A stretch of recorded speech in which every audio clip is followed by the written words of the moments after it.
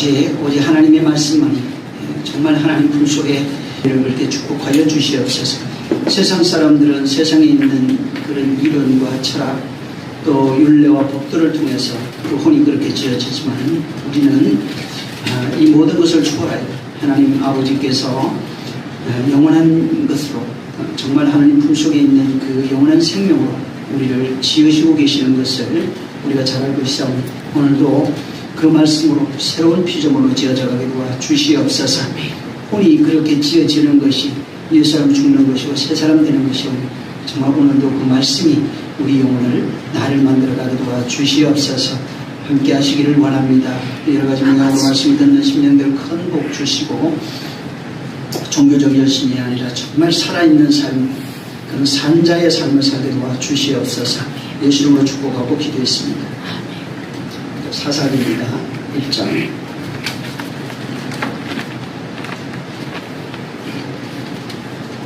지난번에도 말씀을 드렸지만 1장을 좀 다 읽으시는 것이 좋습니다. 오늘도 11절부터 15절을 한번 읽겠습니다. 11절부터 15절 시작. 거기서 나아가서 드빌의 거민들을 쳤으니 드빌의 본 이름은 기랴세벨이라. 갈렙이 말하기를 기랴세벨을 쳐서 그것을 취하는 자에게는 내 딸 악사를 아내로 주리라 하였더니 갈렙의 아우요 그나스의 아들인 운니엘이 그것을 취한 고로 갈렙이 그 딸 악사를 그에게 아내로 주었더라. 악사가 출가할 때에 그에게 청하여 자기 아비에게 밭을 구하자 하고 나귀에서 내림에 갈렙이 묻되 네가 무엇을 원하느냐. 가로되 내게 복을 주소서. 아버지께서 나를 남방으로 보내시니 샘물도 내게 주소서 하며 갈렙이 윗샘과 아랫샘을 그에게 주었더라. 지난 시간에 제가 말씀을 드렸고 또 이어서 계속 말씀을 드리겠습니다. 이 지금 사사기 여러분 읽었던 본문에 11절부터 1장 15절에 있는 내용은 여호수아 그 15장 13절부터 19절에 있는 내용을 이제 반복해서 적어놓았다고 말씀드렸습니다. 사사기를 하면서 여기에 갑자기 이제 시간을 이제 초월했어요. 뭐 시간 순서를 초월해서 여기 사사기에다가 이제 여기 여호수아가 죽기 이전에 그 사건들을 여기다가 좀 15장 여호수아 15장에 있는 내용을 여기다가 이제 편집을 해서 집어넣은 겁니다. 여호수아 1장에 이미 하나님이 말씀을 하셨지만 여호수아에게 말하는 내용이 뭐냐면 내가 모세와 함께한 것처럼 여호수아 너와 함께하겠다는 겁니다. 그래서 지금부터 하는 이 전쟁, 정복 전쟁이라고 하는 것은 내가 모세와 함께해서 애굽에서 너희를 이끌어내서 광야 40년이라고 생활을 함께한 것처럼 내가 이 가나안 정복 전쟁도 함께하겠다는 겁니다. 그래서 이 전쟁이라고 하는 것은 내 전쟁이라는 겁니다. 너희 여호수아나 이스라엘의 전쟁이 하는 건 맞지만은 실제 이 전쟁은 나의 전쟁이기 때문에 그래서 1장에 보면 여호수아 거기에 너는 마음을 담대하게 하고 강하게 하고 걱정도 하지 말고 내가 너희를 어디로 이끌든지 좌로나 우로나 어디로 이끌든 너희가 나를 따르라 이렇게 얘기합니다. 그래서 너희가 나를 따르는데 너희가 율법을 잘 지켜라. 그러면서 나를 따르게 되면 네가 밟는 땅, 그 땅을 내가 너희에게 이제 주겠다 이렇게 말씀을 한 겁니다. 그래서 이 하나님께서 지금 여호수아에게 이 전쟁은 나의 전쟁이고 너는 두려워할 것도 없고 그 다음에 너희는 그냥 내 말을 잘 듣고 율법을 잘 지키면서 나를 따라오면은 너희가 밟는 모든 땅들을 내가 되게 주겠다는 겁니다. 복으로 주겠다는 겁니다. 그래서 이것이 이제 여호수아에게 한 그 약속이에요. 그래서 너희 대적이 내 대적이고 내가 그들을 다 쳐서 멸할 것이라 이렇게 말씀합니다. 자, 문제는 인간이라고 하는 것 자체가 너희가 내 말을 잘 듣고 너희가 나를 따르면 그렇게 한다면 내가 너에게 복을 주겠다. 그리고 창세기도 지난번에 말씀드렸지만 선악과 먹지 말라. 사람을 창조하시고 선악과 먹지 말라. 그리하면은 살 수 있다고 하는 그런 말씀들. 그리고 네가 정복하고 다스리고 네가 주인이 돼서 그를 그렇게 운영할 수 있다고 하는 말씀을 줬지만은 인간 자체가 가지고 있는 그 사람으로 육신을 가진 사람으로 지어진 그 혼의 존재죠. 이 존재는 정욕이라고 하는 것이 있어요. 이게 이제 인격인데 다른 말로는 이것이 보암직하고 먹음직하고 탐스러운 이 세 가지를 초월할 수 없습니다. 그래서 인격이라고 하는 것이 그런 자아지만은 육신을 가지고 있는 한은 그 육신이라고 하는 것을 절대로 초월할 수 없다는 것입니다. 그래서 지난 시간에도 실제 나의 대적, 사단, 원수 이렇게 나오죠. 하나님 앞에서도 마찬가지고 내가 내 입장에서 이렇게 봐도 나의 대적이라고 하는 것은 다른 것이 아닙니다. 바로 탐심, 욕심, 정욕 이런 거예요. 그래서 이게 거기에서 파생되는 그 보암직하고 모금직하고 탐스러운 이것이 우리 육신이 있는 동안은 절대로 초월할 수 없는 겁니다. 그래서 결국은 그 세 가지가 나를 힘들게 하고 또 나를 공격하고 나를 넘어뜨리는 겁니다. 이 세 가지에는 인간이 이것을 이길 수 있는 능력이 없어요. 모든 피조물은 반드시 먹어야 되고 또 그 보는 모든 것들이 탐심으로 내게 다가오게 되어 있습니다.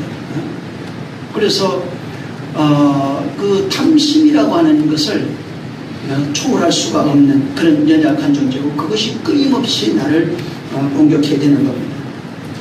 자, 여호수아도 마찬가지인데 거기 보면은 여호수아 14장에 가보면은 거기는 땅 분배에 관한 그런 내용들이 이제 거기에 기록이 되어 있습니다. 그래서 땅을 분배할 때 어떻게 하냐면 자기가 이제 원래는 그 하나님이 허락하신 땅이죠, 가나안이. 근데 땅을 분배하는데 여기는 자기 땅이 없기 때문에 이렇게 제비를 뽑으라고 그랬어요. 그래서 원래 내 땅도 아니니까 제비 뽑아가지고 그 제비 뽑히는 대로 이제 그 땅이 자기 족속의 이제 땅이 되는 겁니다. 근데 거기에 모든 사람들이 좋은 땅을 찾기를 원하죠. 기왕이면은 이제 요단강, 갈릴리 호수 주변 이런 데를 찾기를 원하겠죠. 뭐 사막이라든가 바닷가라든가 이런 데 사실은 살기도 어렵고 사실 물 구하기도 상당히 이제 어려운데, 근데 모든 사람들은 이제 그런 땅을 분배하는 과정에서 제비를 뽑을 때 기왕이면 좋은 땅을 찾기 원합니다. 근데 그 14장에 재미있는 것은 이제 갈렙 얘기를 지난번에 말씀을 드렸는데 갈렙이 갑자기 좀 이게 도련변이 같은 사람이에요. 나와가지고 뜬금없이 아무도 바라보지 않는 땅, 헤브론 땅입니다. 이 헤브론 땅은 뭐 관심도 없고 사람들이 원하지도 않는 그런 땅이에요. 근데 그 여호수아 14장 12절부터 14절을 보면 여호수아에게 갈렙이 와가지고 이 땅을 하나님이 우리에게 허락했는데도 당신도 들었지 않느냐. 그러니까 그 땅을 달라고 이제 이렇게 청구하는 내용입니다. 그리고 이제 그 내용이 여기 사사기에 그대로 지금 이어서 이제 나오고 있어요.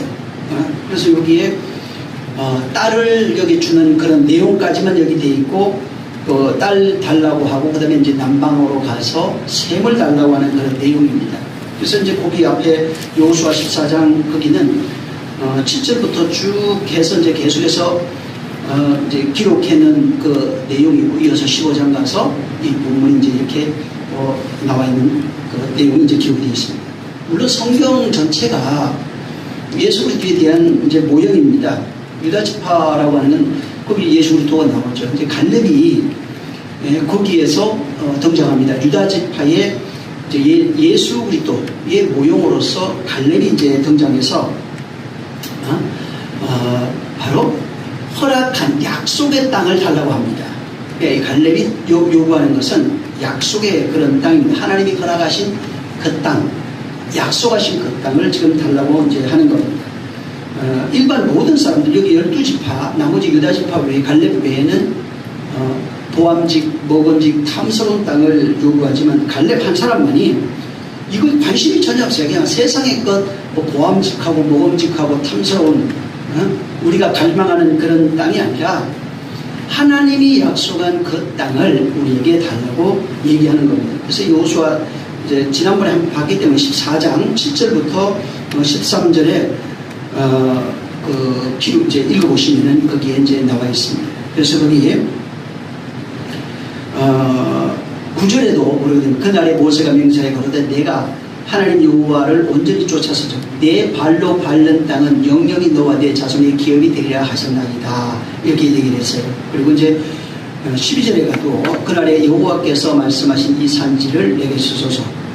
여호와께서 말씀하신 이 산지를 내게 주소서. 당신도 그날에 들으셨거니와 그곳엔 아낙 사람이 있고 그 성읍들은 크고 견고할지라도 여호와께서 혹시 나와 함께 하시면 내가 필경 여호와의 말씀대로 그들을 쫓아내리이다. 여호수아가 여분네 아래 갈렙을 위하여 헤브론을 그에게 주어 기업을 삼게 하였다. 이렇게 했습니다. 그래서 여호수아 14장에 보면은 갈렙이 이제 그 땅을 청구하는 그런 내용입니다. 청구해서 그 땅을 지금 달라고 하는 것이고, 그 다음에 이제 이 사사기 11장부터 있는 것은 15장에 나오는 얘기라고 했어요. 13절부터 나오는 얘기인데, 거기에는 이제 갈렙이 그 이후에, 여기 본문에도 얘기했지만, 더빌의 거민들을 쳐서, 더빌의 본 이름은 기랏 쉐벨입니다. 그래서 기랏 쉐벨을 쳐서 취하는 자에게 내 땅 학살을 주겠다. 이렇게 얘기합니다. 헤브론이라고 하는 단어는 들어가 보면은 연합, 이런 뜻으로 되어 있으니까 한번 그것도 찾아보시기 바랍니다. 자, 갈렙이 요구하는 것은 하나님의 언약하신 그 땅이에요. 하나님의 약속만 바라보고 있는 거예요. 하나님의 언약을 성취하고 싶은 거예요. 하나님의 언약을 바라보고 세상에 있는 것, 먹음직, 보암직, 탐스러운 것에 눈을 주지 않는 겁니다. 오직 이 사람은 하나님의 언약하신 헤브론이라고 하는 그 땅입니다. 그래서 이제 헤브론도 여기에 재미있는 거는 헤브론 이게 찾아보면은 이게 뭐 뜻은 이제 하바르에서 유래를 하는데 연합 혹은 동맹, 뭐 마법사 이런 뜻이 있어요. 근데 헤브론에 뭐가 있냐면 막벨라 무덤이 있어요. 여기에. 그 다음에 이제 막벨라 무덤하고 아브라함이 상수리 나무가 있던 마모레가 있던 곳이 바로 이 헤브론이에요. 그러니까 하나님이 약속하신 그 땅입니다. 그리고 또 재미있는 건 여기에 뭐가 있냐면 도피성이 있었어요. 헤브론은 도피성이 있었고, 그리고 이 헤브론이 다윗 왕이 이제 성전을 짓기 전에 솔로몬이 거기에 성막이 있어서 예배하던 곳이 이 헤브론입니다. 그래서 이 헤브론이 근데 이제 옛 이름이 보면은 기르앗 아르바라고 하는 이름인데, 이 기르앗이 뭐냐면 동네란 뜻이에요. 그리고 이제 이게 동네가 뭐냐면 아낙 사람들이 사는 동네라 가지고 이제 기르앗 아르바 이렇게 이제 불렀다고 이제 기록이 있습니다. 자, 여기에 어찌됐든 지금 그 여호수아가 아니라 갈렙이 말하는 것은, 갈렙이 여호수아에게 얘기하는 것은 하나님이 약속하신 그 땅, 언약하신 땅, 그 헤브론 땅을 주십시오.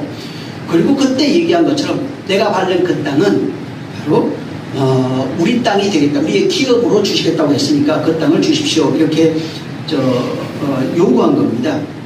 그래서 실제 이제 정탐꾼으로 가나안 땅에 갔을 때 거기에는 실제 아낙 사람들이 거주하고 있었다고 이제 기록이 돼 있고, 이 아낙 사람들은 가나안 민족 중에서 가장 키가 컸다는 기록이 있습니다. 그래서 가장 장대한 사람, 거인들이 사는 땅이 바로 이 헤브론이에요. 그리고 산지입니다. 산지라 보니까 뭘 하기가 어려워요. 그래서 산지다 보니까 뭘 심기도 어렵고 그래가지고 버려진 땅, 그냥 쓸모없는 땅으로 그렇게 이제 사람들이 요구하지 않는 그런 땅입니다. 근데 갈렙이 그 땅을 지금 달라고 하는 겁니다. 여호수아. 그리고 그 땅을 이제 받은 겁니다. 자, 그리고 이제 여호수아 그 14장에 보면은 14장 12절인데 그 갈렙이 이런 얘기를 합니다. 그날에 여호와께서 말씀하신 이 산지를 내게 주소서. 그러니까 여호와께서 정탐하고 난 이후에 이제 말씀하셨던 그 내용대로 이 산지를 내게 주소서. 당신도 그 날에 들었거니와 그곳에서 누가 있냐면 아낙 사람이 있고 성읍들은 그곳 경고할지라도 여호와께서 혹시 나와 함께 하시면 내가 필경 여호와의 말씀대로 그들을 쫓아내리이다. 이렇게 이제 얘기를 합니다. 근데 그 앞에 좀 그 시간이 없어서 제가 지금 건너뛰었지만은 나이가 여호수아 14장 10절에 보면은 나이가 85세로 나와요. 85세가 되었을 때 뭐라고 하냐면 여호와께서 약속하신 그 땅을 지금 달라고 얘기한 겁니다. 그러니까 완전히 우리 입장에서 보면 널널이죠. 근데 85세가 된 그 이제 노인이 여호와께서 약속하신 그 땅을 주십시오 라고 얘기를 하고 거리 가겠다는 겁니다. 그러니까 노구를 이끌고 갈렙이 헤브론 땅이라고 하는 이 지금 아낙 사람들 거인들이 살고 있는 여기에 갈 텐데 내가 하나님이 허락하시면은 여호와가 허락하시면 아마 그들을 내가 다 쫓아낼 수 있고 그들은 내 밥이 될 것입니다 라고 얘기하는 겁니다. 그래서 지금 이 모습을 잘 보면은 갈렙이 하나님의 약속만 바라봤어요. 그리고 나이가 늙었는데도 그런 걸 개의치 않습니다. 그냥 나는 하나님이 언약하신 그 땅을 주십시오. 그 언약을 내가 이루길 원합니다 라고 고백하는 겁니다. 마치 이제 그 아까 얘기한 것처럼 거인들이 살고 있고 이건 그냥 일반적인 생각으로 보면은 이건 정복할 수 있는 데가 아닙니다. 마치 그 다윗이 보면은 골리앗을 만났을 때에 그냥 물맷돌 5개 가지고 가죠. 너는 칼과 단창으로 내게 나오지만 나는 내가 조롱하는 만군의 여호와 이름으로 내게 간다고 이제 다윗이 외치고 물맷돌 5개를 가지고 그들을 그 골리앗을 쳐오십니다. 이제 사무엘상 17장 15절 이하로 보면은 45절 이하로 보면은 그 47절까지 그렇게 되어 있어요. 그래서 그게 불가능한, 지금 갈렙도 마찬가지고 다윗도 마찬가지, 불가능한 그 일을 지금 다윗도 내가 여호와의 이름으로 거기 가서 너희를 쳐부시겠다 이제 이렇게 얘기했고, 갈렙은 하나님의 언약을 하셨으니 여호와께서 내게 함께 하시면 내가 이 사람들을 쫓아낼 수 있을 것이다 라고 고백하는 겁니다. 그러니까 두 사람 다 이 성경에 나오는 믿음의 사람이라고 하는 사람의 특징이, 공통점이 뭐냐면 전부 다 하나님의 약속을 바라보고 걸어간다는 겁니다. 그러니까 환경적으로는 뭐 불가능하죠. 형편으로도 절대로 안 되는 일입니다. 그래서 안 되는 그 일을 지금 바로 하나님 여호와가 약속하신 그 언약대로 내게 헤브론을 주십시오. 내가 그러면 내가 가서 이길 수 있을 겁니다.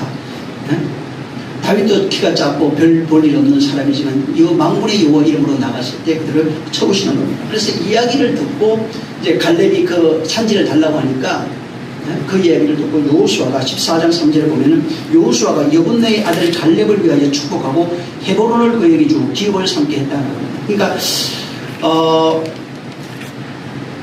이제 갈렙이 여호수아에게 그 약속했던 그 땅을 달라고 하니까 이제 갈렙이 이 산지 주십시오. 헤브론이라고 하는 그 약속하는 거 아닙니까? 그거 주십시오 하니까 여호수아가 축복하고 그 산지를 줬다는 겁니다. 근데 미래가 불확실해요. 거기는 아까도 얘기한 것처럼 거인들이 살고 있는 그런 땅입니다. 자, 여기 이제 축복을 했다고 그러니까 우리가 잘 알아야 되는데, 축복을 했다니까 네가 가가지고 그거 승리할 수 있도록 축복했다는 그런 말이 아니에요. 네가 가서 가면은 네가 이길 수 있도록 내가 축복해줄게, 이 얘기가 아니에요. 분명히 아까 얘기했잖아요. 갈렙이 뭐라고 얘기를 했냐면은 여호와께서 허락하시면, 나와 함께 하시면 내가 그들을 산지에서 쫓아낼 수 있다고 말한 겁니다. 이미 갈렙은 하나님의 언약 안에 들어가 있는 사람이에요. 그래서 여호수아가 뭘 했냐면 갈렙이 가지고 있는 하나님의 약속을 믿는 그 믿음을 바로 축복한 겁니다. 그러니까 뭘 줬다는 얘기가 아니라 하나님의 언약을 믿음으로 가지고 있는 그 믿음 자체가 하나님의 축복이라고요. 여호와의 축복이라는 겁니다. 이걸 선언하는 거예요. 그래서 이건 모세가 가지고 있는 것이 아니라 갈렙이 하나님이 약속하신 그 땅을 내게 허락하십시오. 거기 아낙 자손이 있지만은 하나님이 여호와가 나와 함께 하시면 내가 가서 피변 그들 이기게 될 겁니다. 그 땅을 내게 주실 겁니다.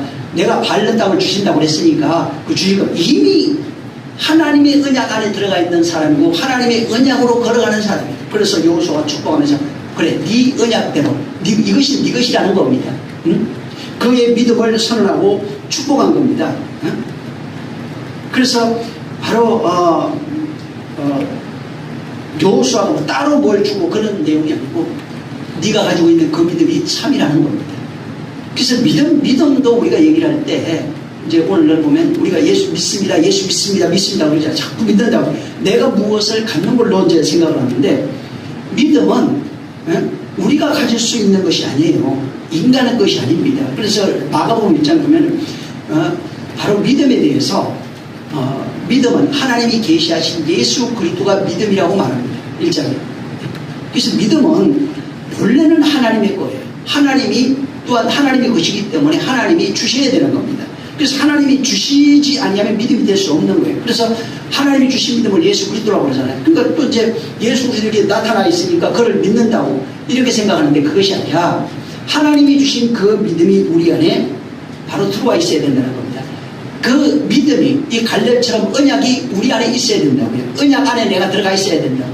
다윗이 여호와의 이름 그 안으로 들어가 있고 그 안에 거하고 있어야 된다고요. 이걸 믿음이라고 해요. 우리가 똑같은 겁니다. 예수 그리스도라고 하는 그 믿음은 내가 그 안에 들어가 있는 것이 그가 내 안에 있는 것을 믿음이라고 한다고요. 그래서 다윗이라고 할 때 우리가 보통 어떻게 얘기하냐면 다윗은 예수 그리스도의 모형이라고 이제 얘기하는 겁니다. 그래서 다윗 왕, 예수 그리스도 왕이신 예수 그리스도의 모형이라고 그러잖아요. 그래서 그는 만군의 여호와의 이름으로 나타나신 분이에요. 예수 그리스도가 만군의 여호와의 이름으로 바로 나타나신 분이에요. 그래서 모든 적을 세상의 거인이에요. 골리앗으로 명명되어 있는 세상의 거인, 세상의 신들입니다. 세상의 임금, 왕이에요. 장군이에요. 이를 파하는 것이 예수 그리스도의 능력이라 이거예요. 그래서 우리가 그 안에 그 약속을 가지고 있을 때 그러한 하나님의 그 말씀의 성취가 우리 안에 이루어진다는 겁니다.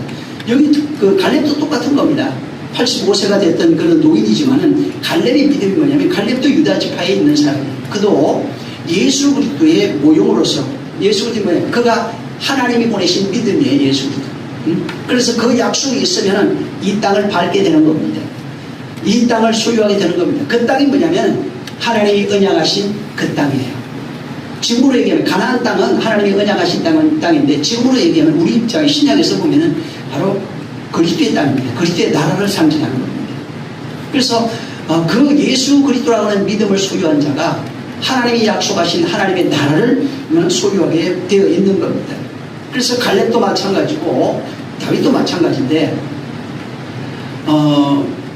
바로 예수 그리스도는 이 땅에 있는 나는 이 세상 임금, 이 땅의 임금대로 온 것이 아니에요. 내가 왕은 맞는데 이 땅의 왕이 아니라 믿는 자들의 왕이 되는 겁니다. 세상 사람들은 세상의 것으로 왕이 되려고 해요. 세상의 것을 그러니까 아까 얘기한 보암직, 먹음직, 탐스러운 것 이것을 취해서 스스로 만족하는 자가 되려고 하는 겁니다.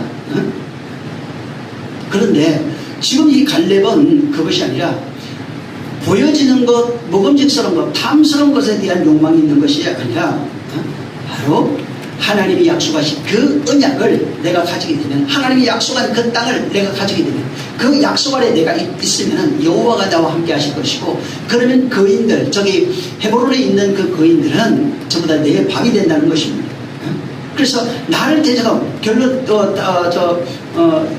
다른 의미로 보면은 보암직하고 모험직하고 탐스러운 이것들이 나를 끊임없이 대적하고 있지만 내가 여호와의 약속의 말씀 안에 거한다면 그렇게 보암직하고 탐스럽고 먹음직스러운 이것들이 거인이라고요.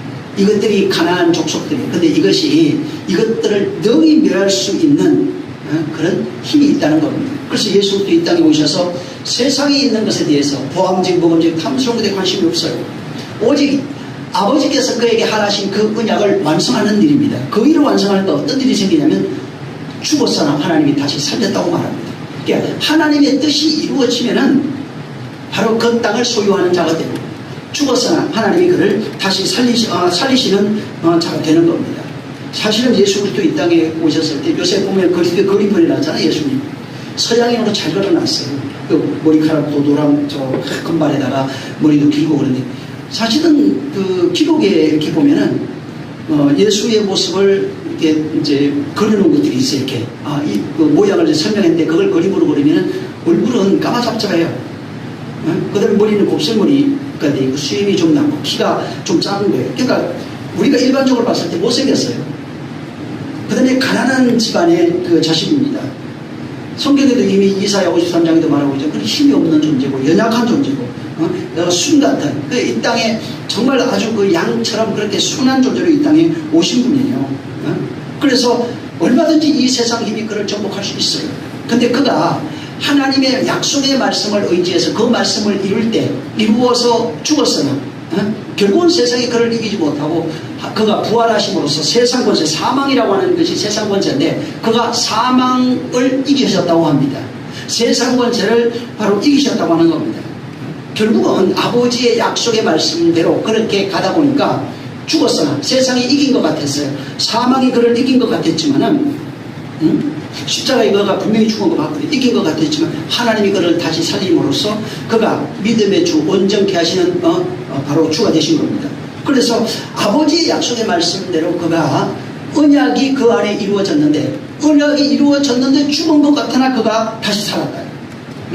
부활로 승리하시면 사망이 그를 죽였으나 바로 부활하심으로써 사망을 이기신 분이 되는 거예요. 그래서 언약을 통해서 죽었으나 누가 죽였어요? 사망이 죽였대요. 죽였으나 바로 하나님의 언약 때문에 그가 다시 삶으로써 사망을 이긴 자가 되죠. 그래서 그 바울이 그런 얘기 했잖아요. 사망에 쏘는 것이 어디 있느냐?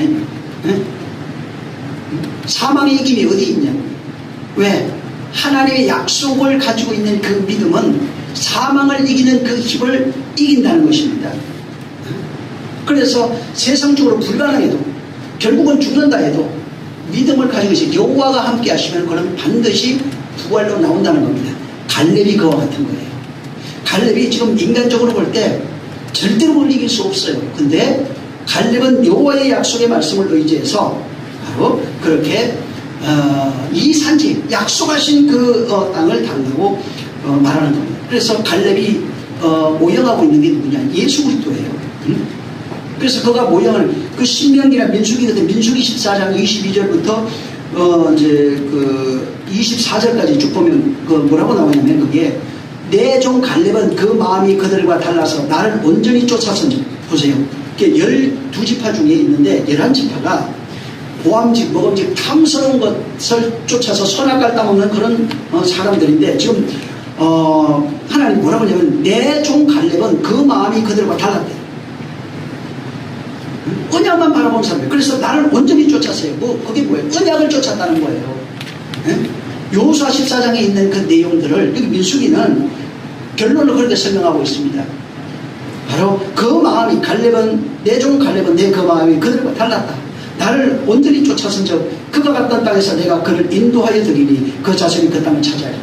헤브론의 밟는 땅이 그 땅이 자기 땅이 되어버린 겁니다. 신명기 1장 35절 36절에도 언제 있는데 오직 여분네의 아들 갈렙은 온전히 여호와를 순종하였은즉 그는 그것을 볼 것이요 그가 밟는 땅을 내가 그와 그 자손들에게 주리라. 그러니까 갈렙만 온전히 쫓았어요. 이게 누구예요? 예수 그리스도예요. 예수 그리스도만이 온전히 그를 쫓았고 그가 밟는 땅이 다 그의 땅이 된 거예요. 그의 밟는 땅이 뭐예요? 그럼? 말씀이 정복하는 그 땅이에요. 언약이 정복하는 그 땅이라는 얘기예요. 우리가 밟는 이 땅. 그래서 지금 사람들이 왜 땅 밟게 하잖아요. 그거 여기 저 보고가 된다고. 이게 아닙니다. 그거. 그런 게 아니라고요. 언약이 밟는 그 땅이에요. 하나님의 언약이 갈렙을 정복했어요. 그래 함께 한다고요. 그리고 함께하는 그 갈렙과 그가 밟는 그 땅들이 그의 땅 모형이에요. 그게 언약이 밟는 그 땅은 여호와의 땅이 되어버리는 겁니다. 그래서 여기 민수기 14장 22절부터 24절이나 신명기 1장 35절 36절에 있는 이게 갈렙이 왜 그 땅이 되냐면 여호와의 말씀을 온전히 쫓았다고요. 저들과 달라요. 완전히 이 사람은 다윗은 저들과 달라요. 갈렙은 저들과 여호와를 온전히 순종한다.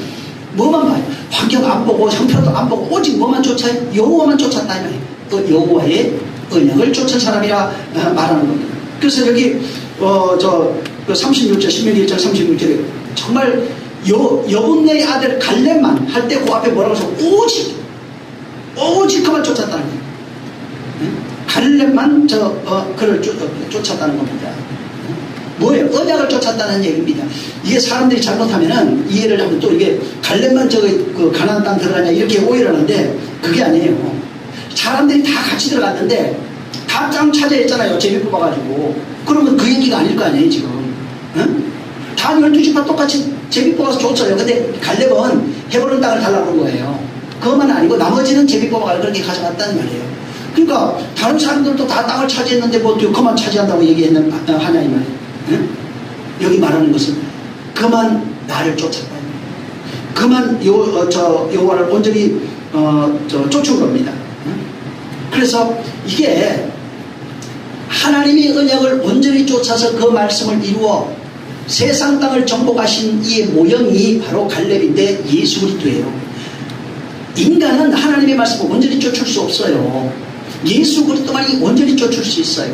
그걸 모형하고 있는 겁니다. 그래서 모든 인간은 갈렙도 마찬가지입니다. 사실은 응? 평생 어떻게 살았는지 뭐 자세하게 기록이 없지만은 진짜 아버지의 뜻만 알고 그것만을 위해서 살다가 죽을 수 있는 건 예수 그리스도밖에 없어요. 그리고 아버지의 뜻을 아는 이는 지구상에 한 명도 없어요. 예수 그리스도밖에 없어요. 그래서 갈렙이 바로 예수 그리스도를 모형해서 오직 그만 여호와를 순종하였다, 여호와를 쫓았다 이렇게 반복해서 말한 겁니다. 그래서 갈렙은 저들과 달라서 누가 달라요? 예수 그리스도예요.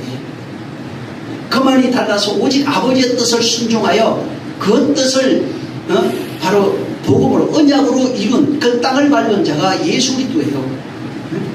이 땅이 아니라 마음이에요. 다 세상 땅 혼 하나님의 말 언약이 정복하는 그 땅, 언약이 밟는 그 땅이 하나님의 땅이라고요. 하나님의 나라가 되는 것에 대한 모형이에요. 그래서 가나안 땅이 언약으로 밟는 그 땅이 하나님 나라가 되는 모형을 가지고 있는 겁니다. 지금으로 이게 복음으로 밟는 거예요.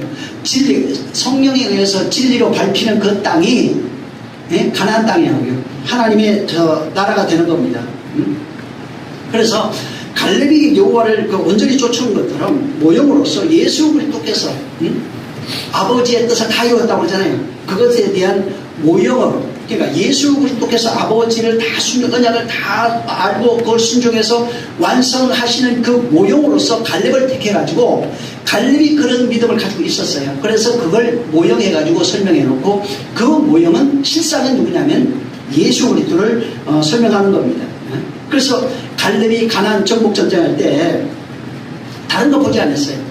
하나님의 언약만 바라보고 하나님만 신뢰하고 하나님만 바라보고 오직 그 언약이 성취될 수 있도록 땅을 언약이 성취되는 그 땅이 될 수 있도록 노년에도 불구하고 그 전쟁을 한 겁니다. 가나안 정복 전쟁을 시작한 겁니다. 다시 그 위로.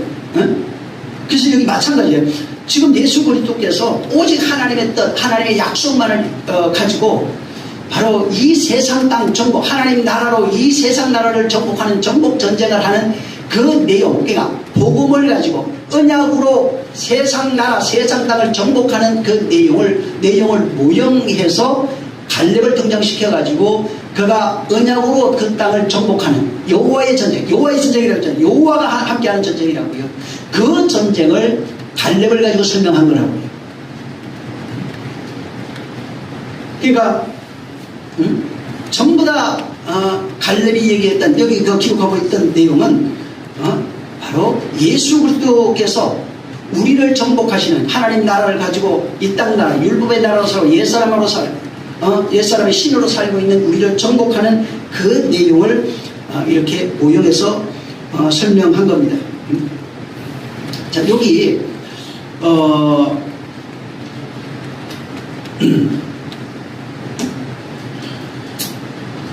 그리고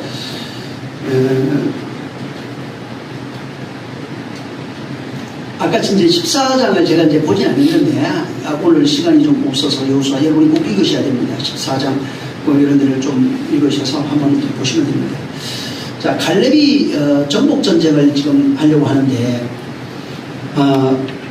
그 갈렙이 정복 전쟁을 하는 거기에 동참한 사람이 누구냐면은 그것을 지지하고 그 믿음에 동참한 사람이 이제 운니엘입니다. 어?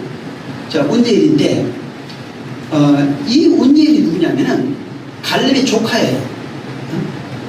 그래서 이 갈렙의 조카인데 갈렙의 동생, 그러니까 갈렙의 동생의 아들이 바로 운니엘이에요.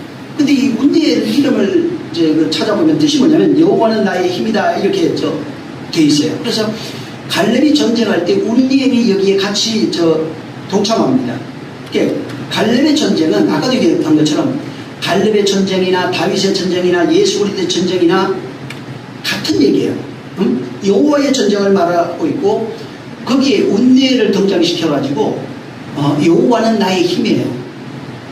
이게 뭐냐면 힘이라니까 나를 도와서 내가 이긴다 이런 의미가 아니라 그 언약이 힘이라고요. 약속이 힘이에요.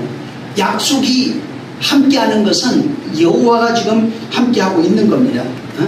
그래서 갈렙의 전쟁에서 운니엘이 여호와의 힘이 거기에 더해진 겁니다. 갈렙이 언약을 가지고 가는 그것이 뭐냐면 운니엘이라고요.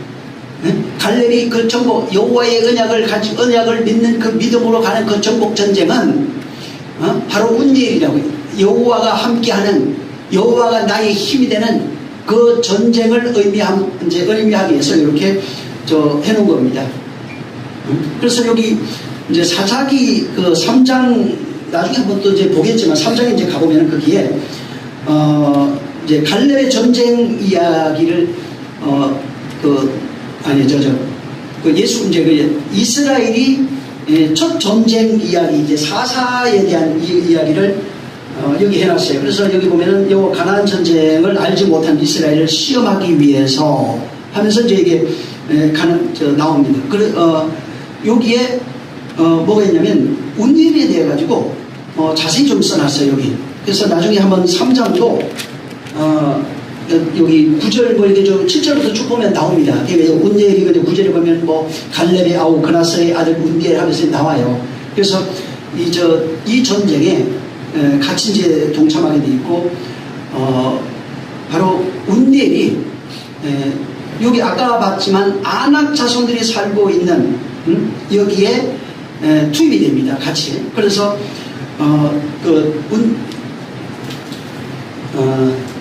1장 11절에 보면은 11절부터 나오죠. 갈렙이 이제 얘기를 합니다. 여기 가가지고 전쟁에서 이기게 되면은 어디냐면 거기가 기럇세벨이라고 하는 거인들이 살고 있는 굉장히 좀 그런 아낙 사람들이 살고 있는 겁니다. 거기 가서 너희가 그것들을 다 이기면은 내가 내 딸 줄게 하는 내용의 그 전쟁 이야기가 3장에 있는 거예요. 자, 그래서 여기 갈렙이 자기 딸 악사를 주겠다는 겁니다. 여기 가가지고 기럇세벨에 가가지고 네가 누구든지 올라가서 그 땅을 쳐부시고 땅을 차지하게 된다면은 바로 내 딸 악사를 주겠다고 하는 겁니다. 그래서 아까 운니엘도 이게 누구냐면 지금 갈렙이 하는 전쟁입니다. 누가 갈래? 한번 가봐라 해가지고 운니엘이 여호와께서 함께 하시는 그 전쟁을 의미하는 거예요. 자, 근데 여기 이제 오늘은 지금까지 한 얘기는 아까 어제 했던 지난주에 있던 이야기하고 이어서 이제 말씀을 드린 것이고 운니엘의 전쟁에 관한 그 이야기 여기에서 운니엘이 올라가서 그들을 다 쳐부십니다. 자, 아까도 했지만 이제 본문 보면은 거기는 거인들이 살고 있어요. 아낙 자손들이 있고 굉장히 정말 그 힘든 그런 남북 분란 같은 그런 지역이에요. 근데 거기에 운니엘이 올라가서 정복해가지고 그 땅을 차지해버립니다. 근데 땅을 차지했는데 갈렙이 뭐를 주냐면 땅을 줘요. 신부를 줍니다.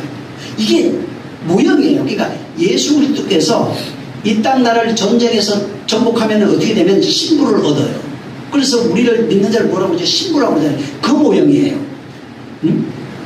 그러니까 운니엘이 올라가서 전쟁에 그 땅을 정복하면 여호와가 함께하는 전쟁을 통해서 복음이 그를 정복하면 신부를 얻는 내용이 여기 해놓은 겁니다.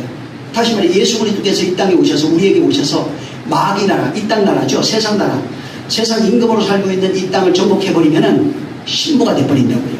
그걸 이제 모형해서 해놓은 겁니다. 그래서 운대리하는 그 전쟁 그리고 신부를 얻는 내용들이 예수 그리스도께서 이 땅에 오셔서 우리에게 오셔서 전쟁하시고 그 다음에 그리스도라고 하는 교회라고 하는 그리스도께서 교회라고 하는 신부를 얻는 그 내용의 모형으로 되어 있는 겁니다. 자, 근데 여기 지금 여러분이 본문을 읽었잖아요. 자, 운넬이 올라가서 전쟁을 이겼어요. 그리고 신부를 얻었습니다. 이건 하나님의 전쟁이라고 하는 것은 하나님 입장에서는 그리스도 입장에서는 신부를 얻는 전쟁이에요. 그런데 신부를 얻었는데 이 신부 이름이 악사라고 나와요. 자, 여기 악사인데 악사가 누구냐면 갈렙의 딸입니다. 자, 갈렙의 딸이 이제 줬어요. 근데 그 당시에 문화인데 모하르라고 하는 문화가 있어요. 이게 뭐냐면 지창금 이런 겁니다.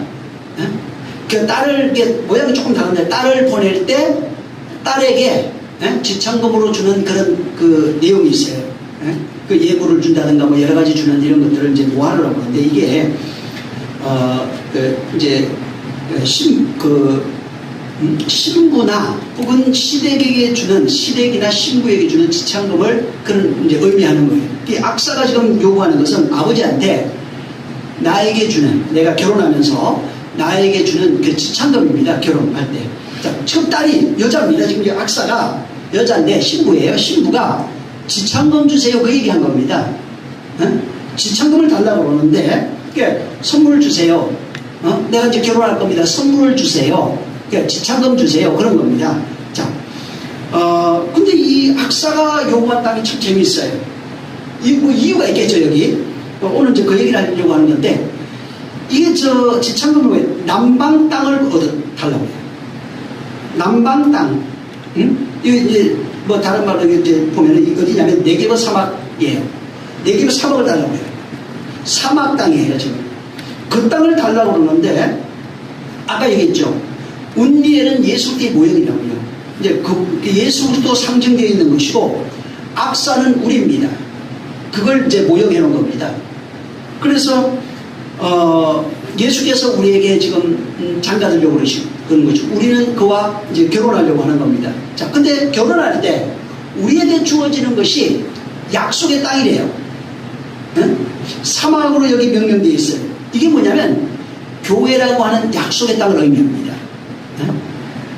그러니까 하나님 아버지 내게 약속한 그 땅 주세요. 그 얘기한 거예요. 그게 남방 땅 네베르 사막인데 여기는 아무것도 없는 그런 지역이에요. 언약, 하나님이 언약으로 바른 그 땅을 상징하는 겁니다. 그래서 아무것도 없는 그런 약속의 땅이에요. 약속의 땅. 남방 땅을 주십시오. 이렇게 얘기한 겁니다. 그래서 결국 그 네게브 사막이라고 하는 그 땅은 약속의 땅을 맞는데 사막이에요. 거기는 진짜 바짝 마른 땅입니다.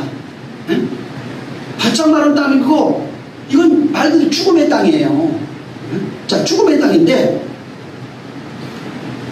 그 땅을 줬어요. 근데 이제, 다시 이제, 갈렙이, 악사에게 더 필요한 거 없냐 물어봐요. 더 필요한 거 없는지. 여기 15절을 한번 읽어보세요, 본문. 자, 시작. 가로되 내게 복을 주소서. 아버지께서 나를 남방으로 보내시니 샘물도 내게 주소서 하매 갈렙이 윗샘과 아랫샘을 그에게 주었더라. 네. 자, 이게 갈렙이 지금 악사가 이거 뭐라고 하냐면 여기는 자세하게 안 돼 있는데 남방으로 보냈다고 그랬어요. 그러고 나니까 샘물을 주세요 그래요. 이 내용이 여호수아 15장 18절부터 19절에 있는데 제가 읽어드릴게요.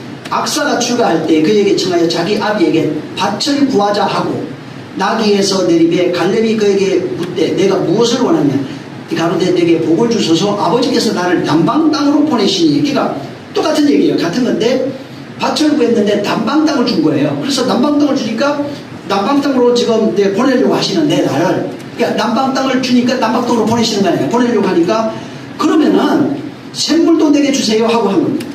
그러니까 샘물을 달라고 그러니까 갈렙이 19절에 윗샘과 아랫샘을 그에게 줬대요. 윗샘, 아랫샘 두 개를 준 거예요.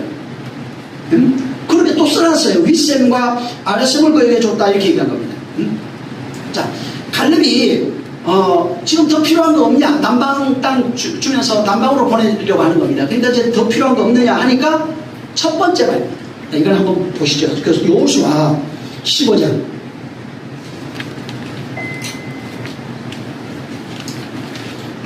지난번에 얘기했죠. 13절부터는 같은 얘기입니다. 이 사사기 지금 1장 11절부터 15절에 있는 내용을 여기에 길게 해놓은 거예요. 이걸 줄여서 이렇게 써놓은 거예요. 자, 19절을 한번 읽어보세요. 시작. 가로되 내게 복을 주소서. 아버지께서 나를 남방 땅으로 보내시오니 샘물도 내게 주소서 하매 갈렙이 윗샘과 아랫샘을 그에게 주었더라. 그렇죠. 자, 밭 달라고 하니까 남방을 줬버린 거예요. 네개버 사막 그걸 줬어요. 사막을 준 거예요, 그냥. 그러니까 그리 보냈는데 이제 18절에 보면 또 묻대. 내가 뭐 무엇을 해주고 좋겠냐? 그러니까 복을 주세요. 여기 지금 잘 보세요. 악사가 아버지한테 복을 주세요 그랬어요. 땅 달라니까 네개버 사막을 줬고, 그 다음에 더 필요한 거 없냐 물으니까 복을 줬어요. 복을 주면서 뭐라고 하냐면은 복을 주세요. 그리고 남방 땅으로 나를 보내시는데 바로 샘물을 주세요 하니까 윗샘과 아랫샘을 줬다 이렇게 이제 기록을 해놨어요. 자, 지금 악사가 더 필요한 것이 없느냐 물으니까 복 달라고 되어 있습니다. 근데 복을 들어가면 이제 바라크 이렇게 나옵니다. 근데 여기 지금 복을 주세요 하고 준 게 뭐라고요? 여기 잘 보세요. 복을 주세요 하니까 뭘 줬어요? 샘물 줬어요. 이게 무슨 얘기냐면은 바로 복이라고 하는 내용이 샘이란 뜻이에요. 복의 내용이 뭔지 알아? 복의 내용이라고 하는 것은 샘이야 하는 겁니다. 자, 마른 땅으로 내려가는 신부예요. 마른 땅으로 내려가는 신부. 이 신부는 바짝 마른 땅, 사막으로 내려가는 겁니다. 자, 신부가 내려가는데 그 바짝 마른 땅을 살릴 수 있는 유일한 방법이 뭐예요? 샘이라고 하는 복이라고요. 마른 사막을 다시 꽃이 피고 열매 맺는 땅으로 바꿀 수 있는 그 방법. 네개버 사막이 마른 땅, 이게 누구냐면 우리 혼이에요. 이것을 다시 살릴 수 있는 것은 하나님이 주시는 복이라고 하는 샘밖에 없다고요. 말씀의 샘밖에 없다고요. 그래서 우리 영혼 속에 하나님이 주시는, 하나님이 축복하신 샘이 있다는 겁니다. 그래서 예수님 뭐라고 해요? 내가 물이라고요. 내가 샘이라고요. 에덴의 동산의 중앙에서 샘물이 흘러나옵니다. 거기에서 그 생명이 생명샘물입니다. 예수 그리스도를 뭐라고 해요? 생명샘물이라고 하잖아요. 성도가, 그리스도의 신부된 성도가 바라고 바라야 되는 것은 하나님 아버지가 주시는 복이라고요. 내용이 뭐냐면 샘물이라고요. 샘.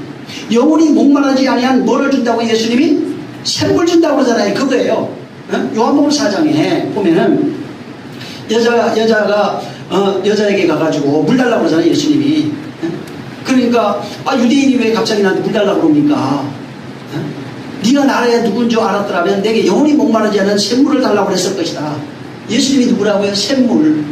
신부가 아버지로부터 받아야 되는 것이 뭐냐면, 신부가 가지고 있는 땅은 메마른 땅 우리예요. 우리 신부된 교회, 우리가 가지고 있는 건 메마른 땅인데, 이 메마른 땅을 살릴 수 있는 방법은 바로 영원히 목마르지 아니하는 샘물, 영생하는 생명수를 내시는 그 샘물이신 예수 그리스도께서 우리와 하나 되어야 된다는 겁니다.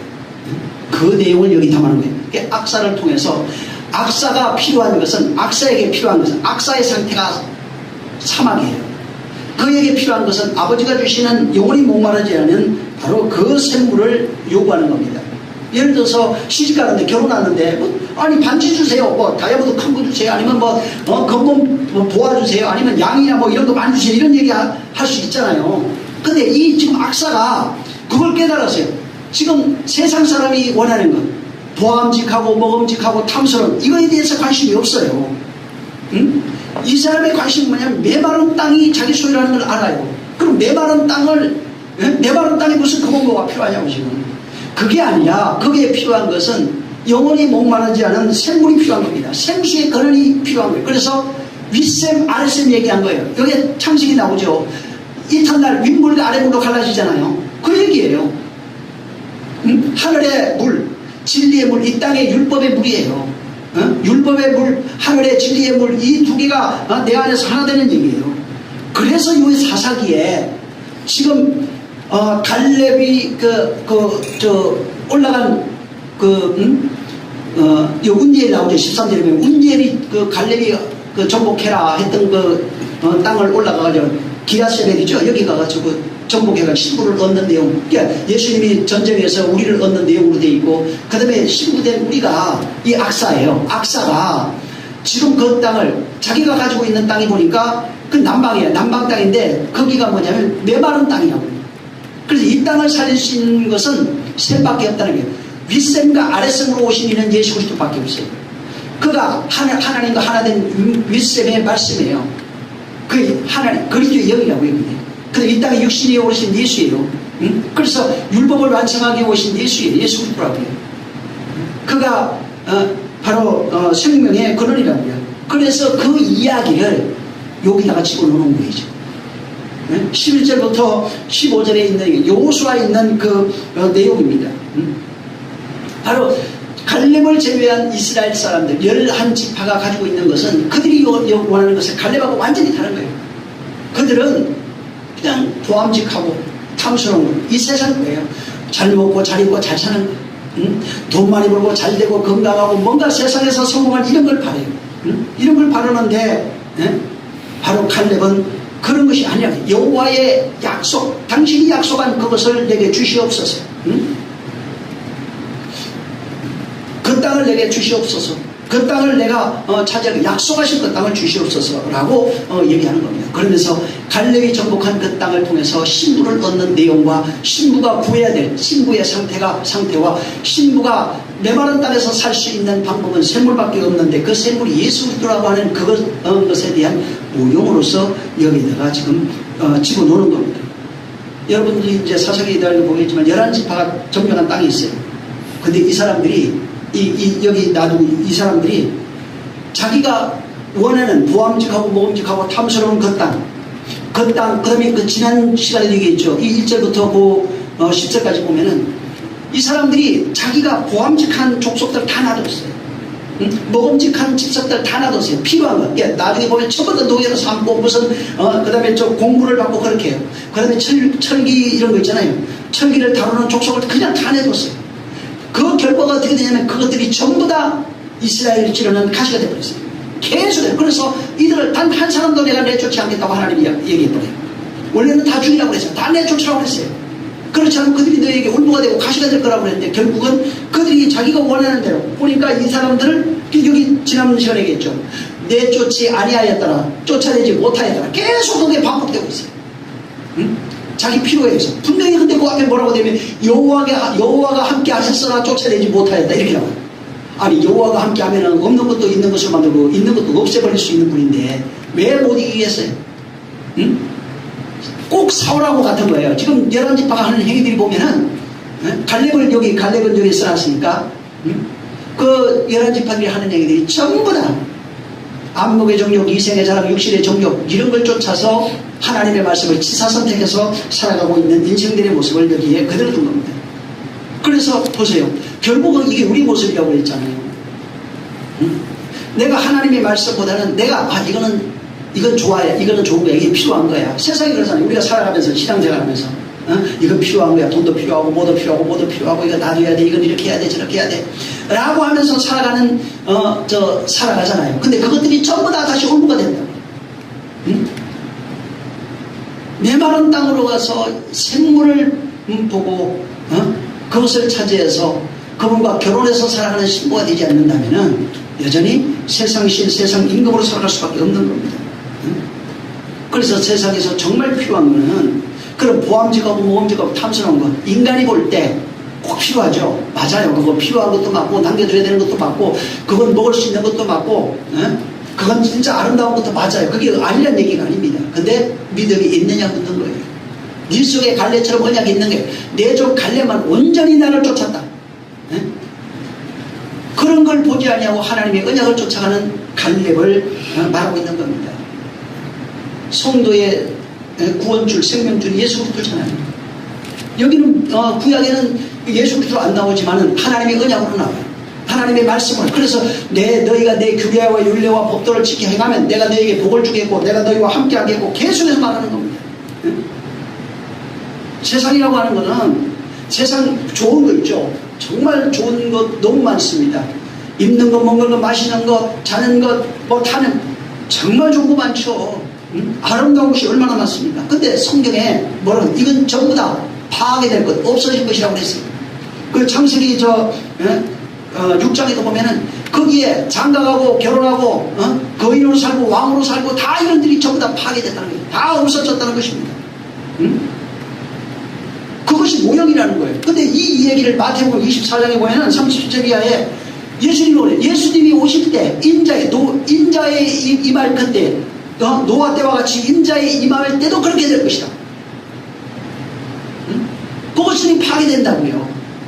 결국은 예수 믿는 자, 그와 결혼한 자는 세상 것들이 파괴되고 하나님의 것으로 채워져야 되는 거예요. 바뀌어야 되는 겁니다. 그래서 인자가 올 때는 성령이 임할 때예요. 그때 노아 없을 때 결혼하고 장가가고 뭐 별거 다 했잖아요. 먹고 마시고 놀면서 다 했어요. 근데 멸하기까지 알지 못했다는 거예요. 하나님의 성령이 우리에게 오셔서 그리고 우리가 결혼한 자가 되면은 이제부터는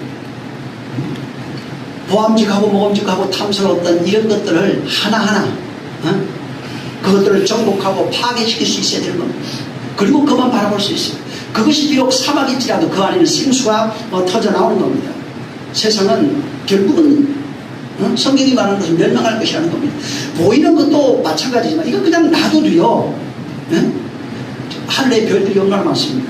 수명이 다음에 그냥 끝나는 겁니다. 그냥 놔둬도 끝나요. 근데 그렇게 그렇다 하지 아니할지라도 우리가 먼저 끝나게 돼 있어요. 결국은 육신은 파괴되는 겁니다.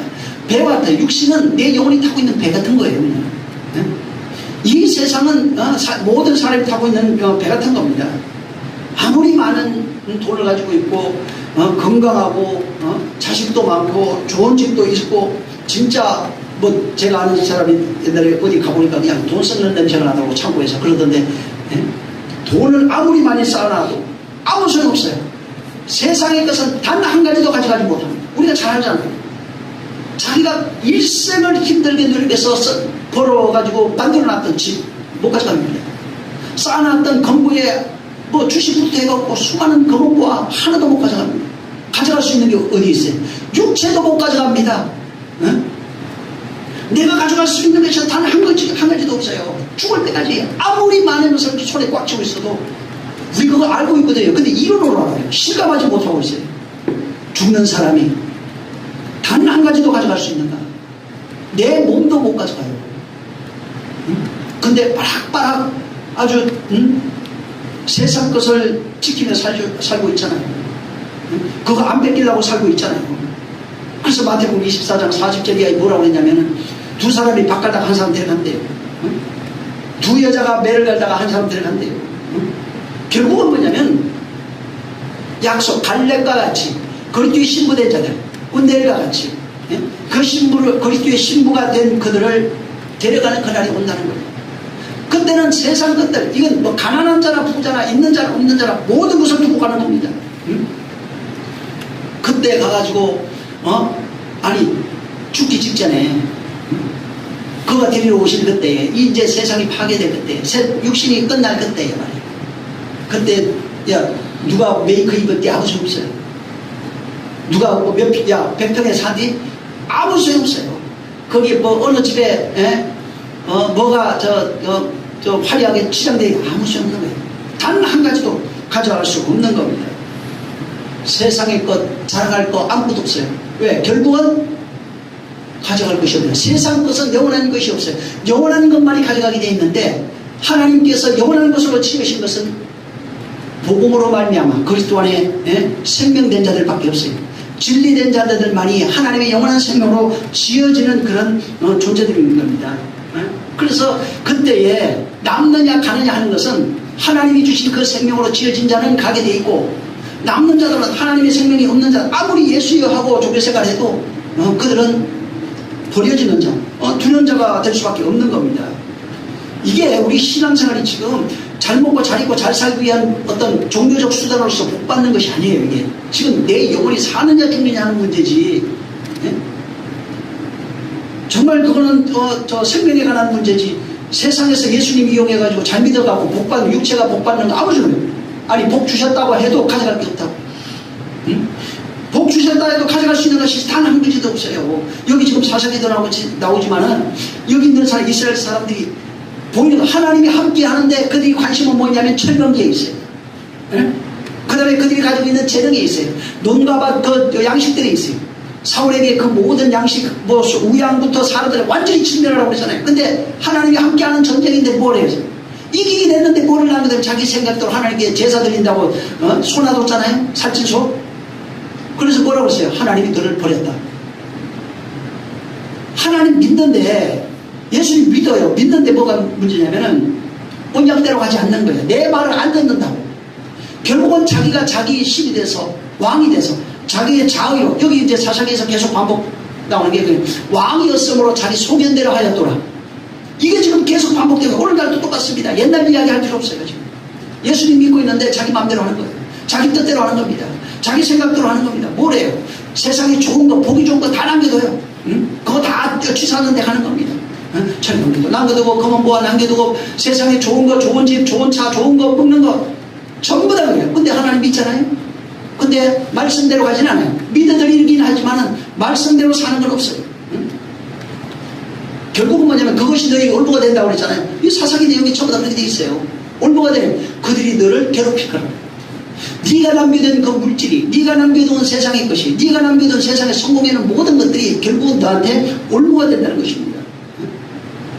그래서 세상식으로 보암직하고 모범직하고 탐스러운 것을 쫓아 살아가는 그런 인생들에게 하나님이 강권에서 바로 개입해가지고 들어오시는 그 내용이 이 사사기. 사사기는 여호와의 전쟁이에요. 여호와가 우리 안에서 일으키는 전쟁을 이렇게 보여지는 그 전쟁으로 우리에게 알려주고 있는 겁니다. 정말 저 사사기 1장 한번 다시 그 33절 한번 보세요.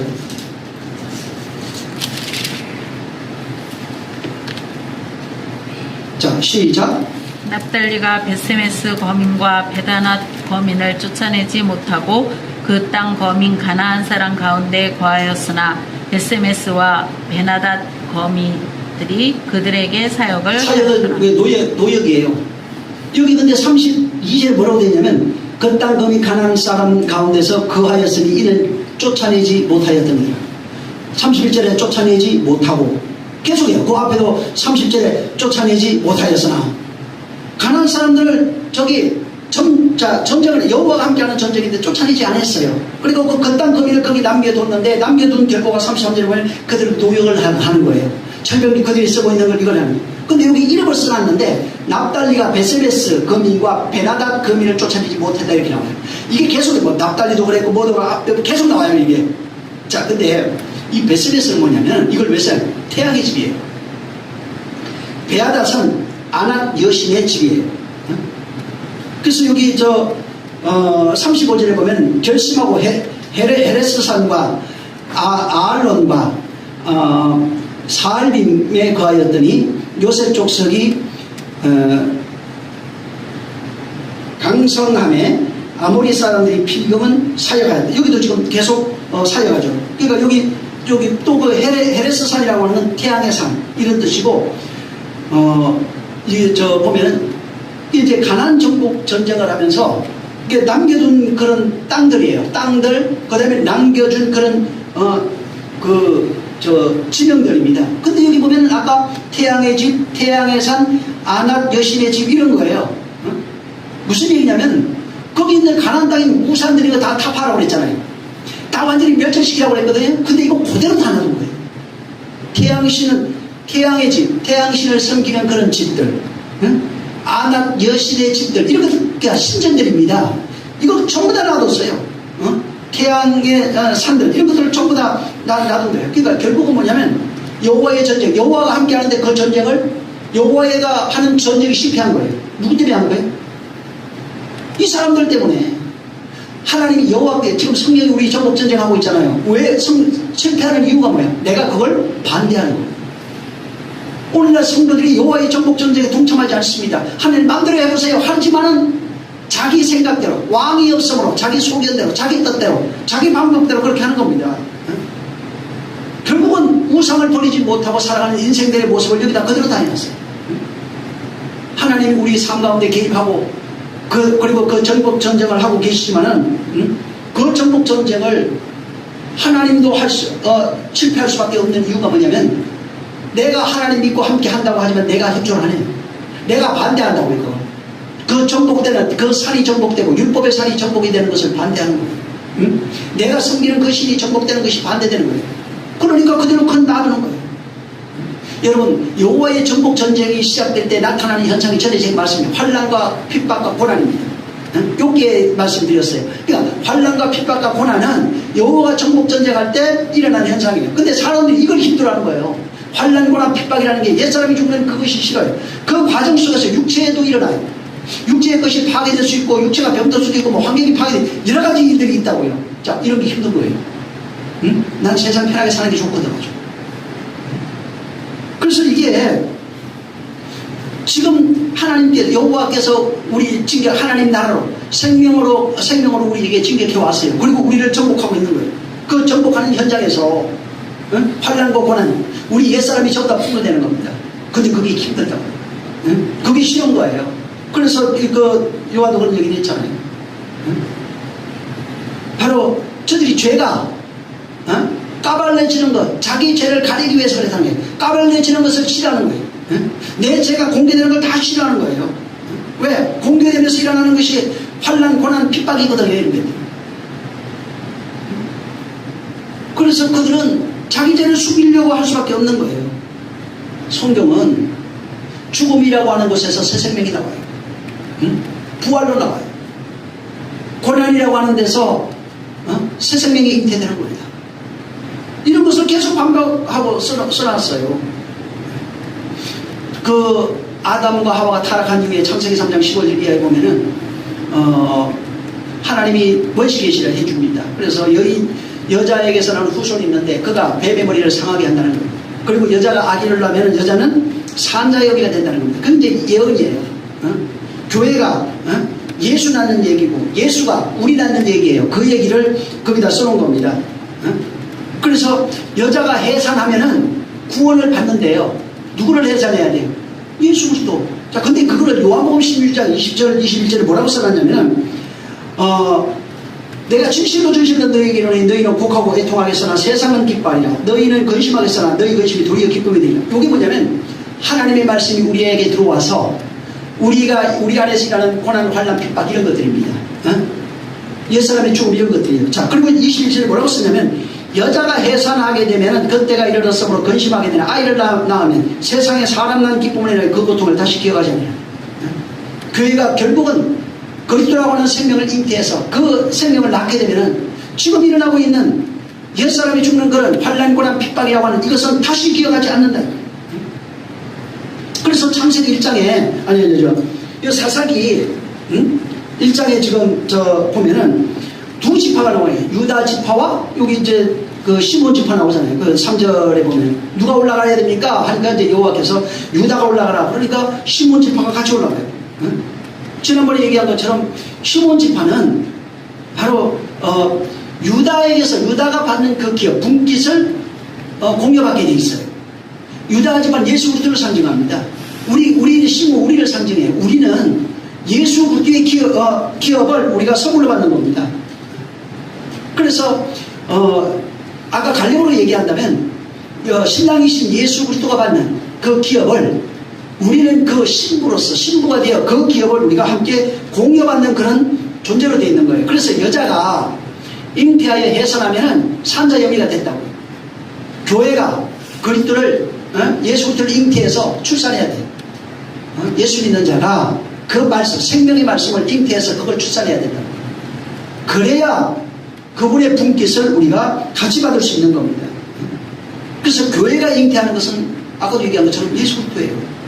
예수 그리스도 우리는 또 그와 결혼해서 그 안에서 바로 생명을 잉태하는 그런 존재가 되는 겁니다. 우리가 그와 결혼하지 않으면 생명이 잉태될 수 없어요. 교회는 절대로 생명이 잉태할 수가 없어요. 그 그리스도의 생명을 가진 자가 돼야 비로소 산자의 의미라고 하는, 교회가 산자의 의미로서, 그러니까 교회에서 하나님의 아들들 그리스도가 많이 나오는 거죠. 그분과 결혼해야 계속 예수 그리스도가 나오는 겁니다. 근데 교회가 그 아들을 잉태하고 출산할 때 얼마나 힘드냐고. 그걸 해산하는 그 고통이라고 했어요. 해산의 고통. 예수께서 우리 나올 때 해산의 고통 하잖아요. 얼마나 힘들어요. 그게 해산의 고통이 뭐예요? 십자가의 죽음. 그럼 우리의 해산의 고통은 뭐예요? 옛사람이 죽음이에요. 옛사람이 십자가에 같이 죽는 겁니다. 예수의 해산의 수고는 십자가의 죽음이에요. 우리도 똑같은 거예요. 우리도 바로 해산의 고통은 그와 함께 십자가에 달려서 옛사람이 죽는 그 고통을 저 말하는 겁니다. 그래서 그 안에서 교회가 나오는 거예요. 교회는 성도들이죠. 성도는 전부 다 그리스도의 생명을 잉태한 자들입니다. 하나님 아들의 생명, 영원한 생명을 잉태하는 자들이에요. 그래서 저 골로새서 1장 24절에도 뭐라고 되냐면 그리스도의 남은 고난을 내 육체에 채운다고 말하는 겁니다. 우리가 예수 믿고 회개하고 성령 받잖아요. 천리라고. 그러고 난 이후에 그때부터 예수 그리스도의 남은 고난, 그것을 육체에 채우는 거예요. 왜 채워요? 그리스도의 생명을 잉태해서 출산해야 되니까. 그거를 그리스도의 생명을 잉태해서 출산하는, 그 십자가에 죽고 부활하는 그 과정을 해산의 수로 해놓은 겁니다. 그래야 하나님의 아들이 나오고 하나님의 자녀가 나오게 되는 거예요. 우리가 해산의 수고하는 것은 바로 바울은 그리스도의 저 남은 고난을, 예수의 남은 고난을 내 육체에 채운다고 말하는 겁니다.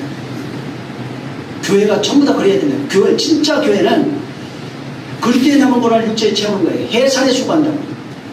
그리스도의 씨를 받아서 바로 교회가 그리스도의 씨를 받아서 그 씨를 그리스도로 잉태해서 출산해내는 그런 존재가 되는 겁니다.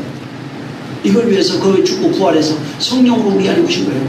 그러니까 성령이 오셔서 우리 안에 그리스도의 생명의 씨라고 하는 그 생명의 씨가 우리 안에 심겨진 그를 가리켜서 교회라고 합니다. 그 생명을 가진 존재를 가리켜서 신부라고 하는 겁니다.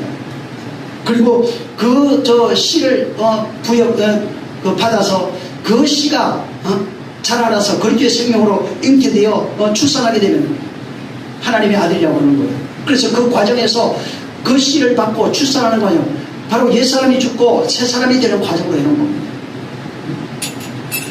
그 생명이 내 안에 들어오지면 교회가 안 돼요. 성도가 안 돼요. 신부라고 말할 수 없는 겁니다. 교회는 반드시, 신부는 반드시 아주 100% 그리스도의 영을 가지고 있어야 돼요. 성령으로 하나님의 말씀, 생명의 씨를 가지고 있는 자를 신부라고 그러고 교회라고 그러고 성도라고 그렇게 말하는 겁니다. 그래서 그리고 그 씨를 가지고 그 씨가 잉태되어 출산되는 그 과정에 신앙생활이라고 해요.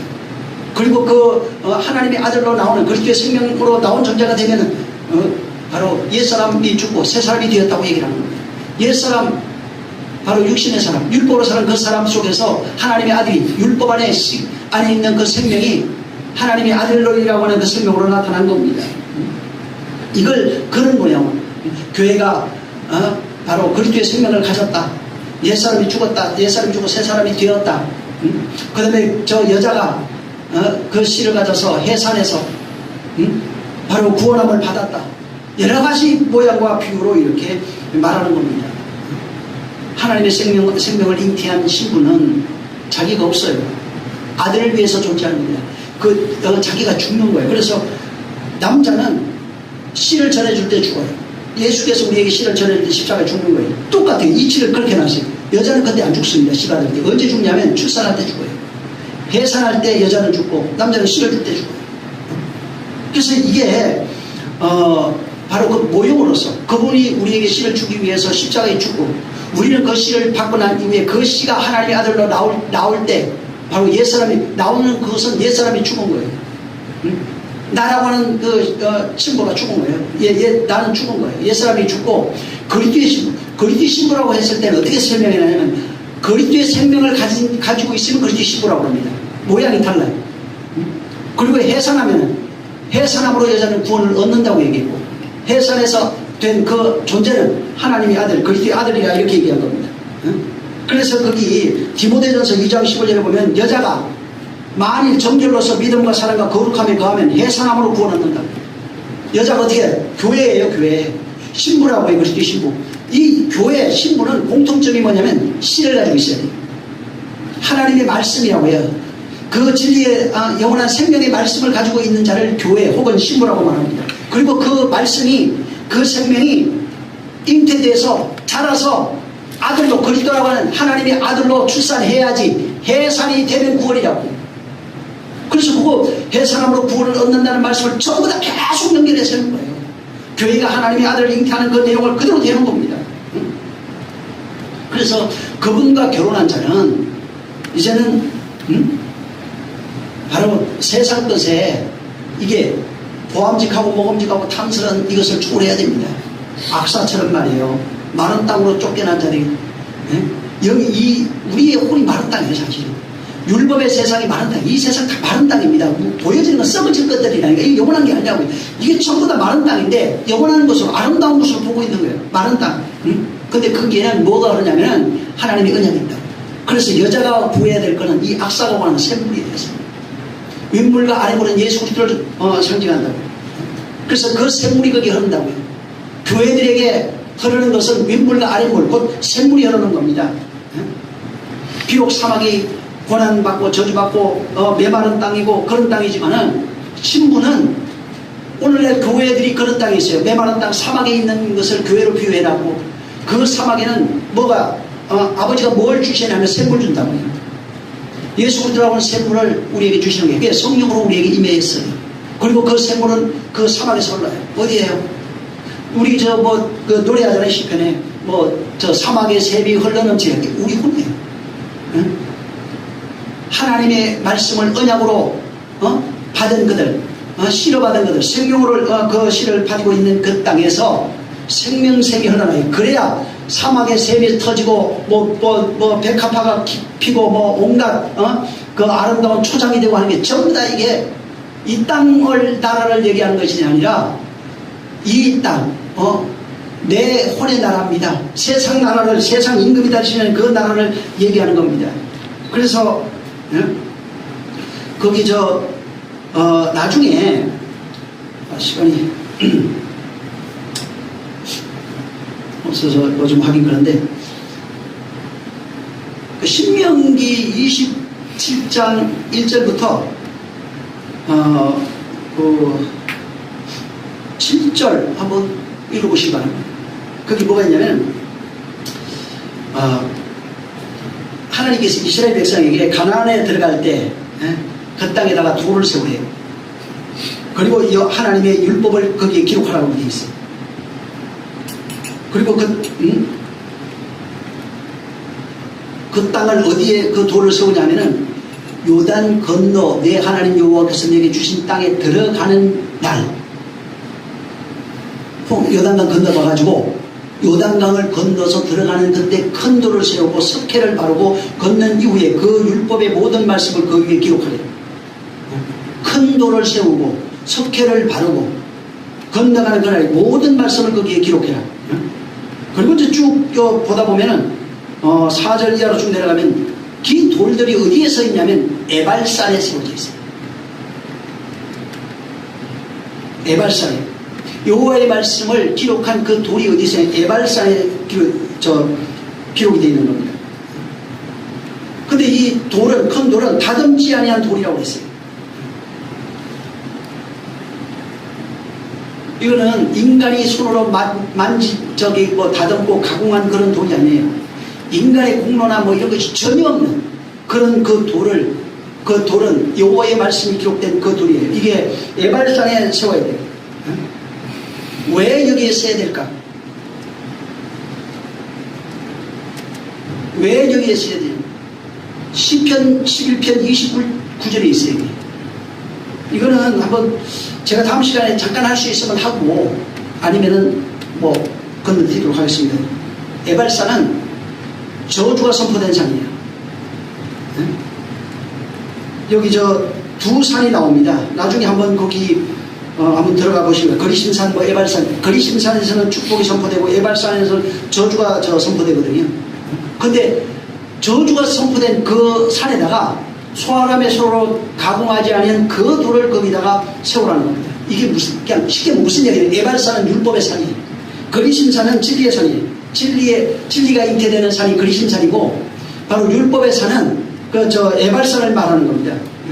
근데 문제는 뭐냐면 요게 두 개가 하나예요. 에발산, 그리심산이 하나. 예수 그리스도를 얘기해요.